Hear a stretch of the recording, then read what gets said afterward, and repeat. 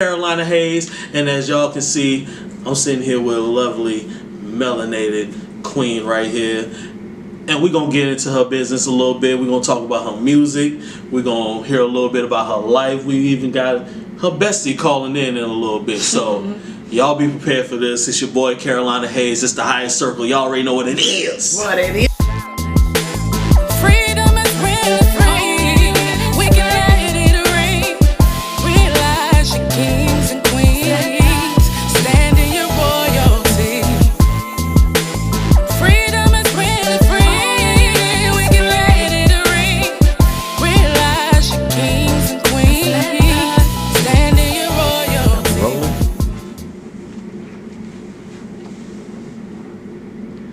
Alright, y'all, we back here on the highest circle, and that track you heard just then was from our lovely guest here.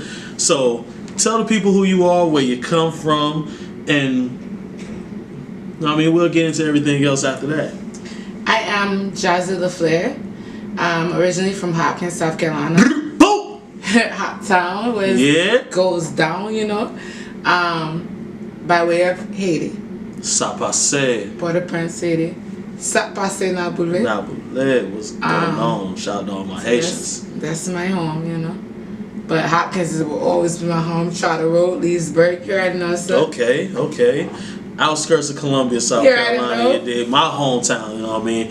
We gonna get into how long me and her known each other for a minute. Already. But tell the people like what got you into music? Was it like you was young, you heard a specific track? Was it something like your mom or your grandma played in the house like on a Saturday morning cleaning up or something like that? You know, like every time I sing, there's a memory that always plays in my head. If you don't mind, I'd like to share with you. Go ahead. My mom used to, we used to have cleaning days. Okay. You know, in the black home, you got cleaning days. We have especially in South Carolina. We have cleaning parties. So my mom, we had a record player. My mom put on Sam Cooke or Gladys Knight, and until that record finished playing, you was cleaning. Okay. You wiped the walls, you cleaned the bathroom. Both sides of it too. Yes. So, you know, like I had a habit of mimicking. I could mimic almost anybody. Like I can still. My brother thinks it's hilarious that I can mimic like Aaron Neville. Okay. I can mimic almost anybody. So I grew up mimicking. That's how I learned to sing. Okay. My mom would do a note and I had to mimic her. So like throughout those Saturdays, which were the cleaning parties, my mom would put on the music, we'd clean, and my mom would do like a note, and then I had to do it behind her. Okay. So that's what really kind of struck the love for music for me. And then after that, it was just, it's a love-hate relationship though. Why you say love-hate? Because you're not the first artist I've heard that statement from. So I want to know why you say it's a love-hate relationship, because I gotta see if you give me a different answer than what they gave me. Now I say love-hate because I have no problem with telling you I battle with mental illness. Okay. And that's one thing that I think, and I will forever scream that as a member of the black community. I feel like that's one thing we need to go ahead and we need to speak about it more. We need to champion it. We need to speak about it more. We need to allow it to become the norm. Like, the norm. It's not something we're ashamed to talk about. Not the norm, ashamed but to address. Don't be ashamed. Yeah, thank you. Don't be ashamed to talk about it. I do battle with mental illness, so music is a lot of times something that helps me keep moving, helps me keep going. So when I say it's a love-hate relationship, I mean there's sometimes where I love music. I love it, but there's sometimes that music can literally bring me to a dark place. And where, but it's almost like it still loves me though, because it's forcing you to go through it. It's the only thing that kind of understands what I'm going through. Okay. You know, so it'll always be I'll always love music. I can't help it. Facts. I literally just bought a record player because I love the way the records sound. But the music will never leave me. It's something that I have to deal with, and yeah, you're correct. You said it a minute ago. It forces me to deal with things that I may not have been willing to deal with before. Definitely been there myself. All right, so we're gonna get into your art, because you tatted over here. I am. y'all can't see it on the camera, but she got wings on her back. Fire. Got a butterfly right here. So do all of them mean something, or were did you get them at like a certain part of your life where like you was going through something and you just felt like, all right, I'm gonna get this to represent this portion of my life? Every tattoo definitely means something. And you're right, I got each tattoo at a certain point in my life that meant something. The majority of my tattoos were done by Nate. Hey, boo! Shout out to him. Like this one. Yeah, let the camera see that. It shows, it's in where it says family. Family. It means for all mine, I'll lay yours. I have wings on my back, and those wings, they're not done yet. Actually. Okay. Oh, you got more you want to get done to them. Oh, that's fine. Because the wings were supposed to be singed at the bottom, signifying that I've walked through hell. I've been through a lot of things, but it doesn't tarnish the fact that I still deserve my wings. That's a fact. That's a fact. So everything to me is very sentimental. Everything to me is very... Everything has a meaning, Like this one. I'll walk you through this one. This one is a staircase that kind of goes up my arm and with clouds. My granddaddy, he died just before I went to the military. His favorite hymnal, we grew up in the church, so hymnals are a big thing. My granddad's favorite hymnal was Jacob's Ladder. His favorite verse, and I used to love to hear him sing, was every round goes higher and higher. Every round goes higher and higher. That was his favorite verse of the hymnal. So I decided when he left, just before I went to the military, to put that staircase on my arm, put those clouds, and put the every round goes higher, because there's never going to be a point where I get too low or too high to where I can't meet him. Okay. So like I said, each tat means something to me. I hear that. So y'all, we're going to take a break real quick, and when we come back, we'll get into a little bit of how me and her already know each other. It's the Highest Circle, y'all. We'll be right back. 5, 4, 3, 2, 1. Welcome back to the Highest Circle, y'all. It's your boy Carolina Hayes once again, and as y'all can see, my lovely guest today has left the room. We are on the phone with her auntie Ebo. Am I saying this right? That's what she calls me. Yes. Okay, so we gonna have a nice conversation with auntie, and she gonna tell us a little more about Jahzzy. So tell us a little bit about her upbringing and what you know about her getting into music. Well, she has always been into music. Come from a musical family.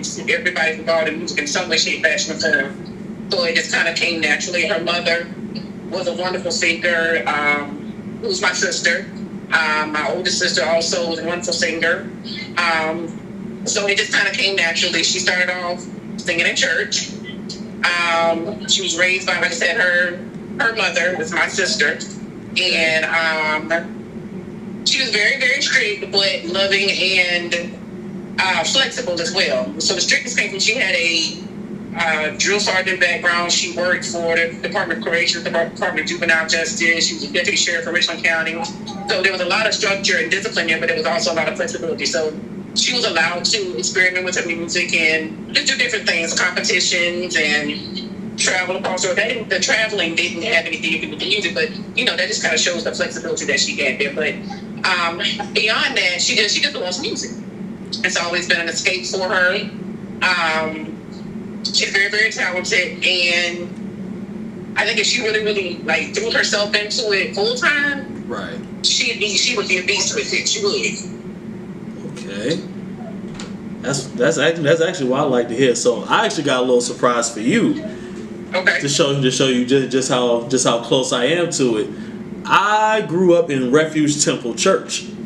Oh, Refuge. Yes, okay. ma'am. Yes, ma'am. I did. So I know these same sisters. Can I come back? Okay. Yes. So I can definitely account for the strictness of her mother. Mm-hmm. Definitely miss her. Right. Yes. Definitely missed. Grew up around her brother Rob. That's one of my best friends. So yeah, Rob is a singer too. He don't like people to know it, but he can sing. Okay. Go ahead and tell the camera that secret. Y'all heard it first here on the Highest Circle. We'll tag him in this part of the video. So yes. So tell us a little more about what you want to see her do with her music and how far you want to see her go. I want to see her go as far as her heart desires, as far as God will allow, whatever's in God's plans for her, where that's concerned. Because when she really is into her music and flowing, she blesses people with her voice, with her talent. Her voice is, I've seen her minister to people through her singing, but through her talent. Music is part of her ministry. And I don't know why she's running from it so hard. She'll sing, she'll do really go at it hard for a while, and then she'll kind of back off a little bit. So I'm not sure what the hesitant team there is. Part of it is that her mom is gone. And her mom was always, Jessie was always her biggest support. We all love to support her, but no support like your mom's, That's a fact. And since she's gone, she kind of fell off a little bit with singing. But I just want to see her go as far as her heart desires. I think that she could do really, really well in the music industry if she wanted to. But I do see her probably going, because of the type of personality that she has, I see her going probably more like an independent artist route versus trying to get signed. I don't think she would do well. I won't say she wouldn't do well, but with her personality and how headstrong she is, and she would have difficulty dealing with a major label. Yeah, she knows what she wants. She wants what she wants, and she's not going to compromise, and that's a good thing. Definitely. I think, especially in the music industry, you have to have some standard. You got to be anchored somewhere. You hold yourself to. Mm-hmm. Yeah. So, but you know her. You know how she is. She's a good-hearted person. She has a big heart. She don't want people to know that. She want to come off as this tough, I am woman anymore, which that's her too. But she is a very big-hearted, loving person who would give her last. She would give the coat off her back to someone on the street. That is a fact. She does for people all the time, and behind the scenes without other folks knowing. She doesn't do it for notoriety. She just does it because she loves to help people. She can be loyal to a fault sometimes, I think, to people that don't deserve it, but that's just her heart. And to her, it's not a matter of really whether they deserve it or not. It's a matter of, this is somebody that I care about. They need me. I'm going to be here for them.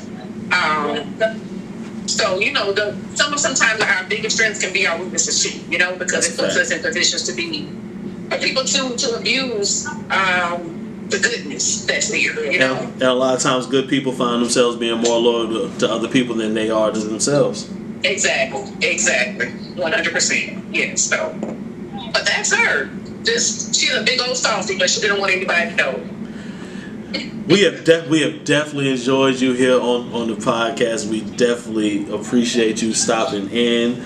Yes. We got to bring you to the studio one day so you can get your own interview. Oh goodness. Okay. Look. I know a little bit about who you are. I've seen you in the studio. Oh, okay. So I'm free to bring her back now. Okay. So we can get back to the show. I'm not sure if she wants you to stay on or not. Okay. We're gonna let you stay on for a minute. Let me go get her. Okay. Ma'am, you may enter the room again. Okay. Did she talk nice about me? No. No. I think she did. What'd you say? I think she did talk nice about me. Oh yeah, she definitely talked nice about you. Hi, Auntie. Hey, you know I told the truth. Yeah, I already know. Was that a nice truth or what? What was it? Did you say I was mean?